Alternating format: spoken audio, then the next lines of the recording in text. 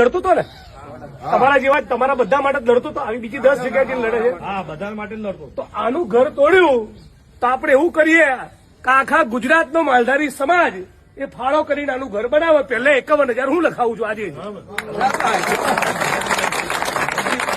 સરકારને મેસેજ આપીએ, બરાબર. પણ આ એકદમ સ્પષ્ટ કિન્નાખોરી છે કે તું આ મુદ્દે ભવિષ્યમાં બોલતો નહીં તો તને નવરો કરી નાખીશું. મને આસામની જેલમાં નાખેલો એક ટ્વીટ કર્યું નરેન્દ્ર મોદીની સામે, 2,500 કિલોમીટર દૂર આસામની જેલમાં નાખ્યો. શેના માટે? મેસેજ આપવા કે ફરી તમે આ બધા આંદોલનો કરશો તો તમને નવરા કરી દઈશું. આ દાદાગીરી તો તોડવી જ પડે, ચાલે જ નહીં.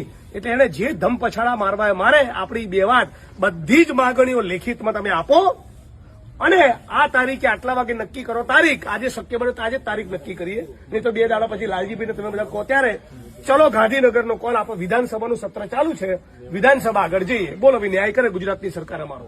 સાચી વાત. મુખ્યમંત્રી કહે છે ને કરવું છે તો આ પણ મને લેખિતમાં તમારે વિધાનસભા આવવાની જરૂર ના પડે એવું કરી આપ. બરાબર.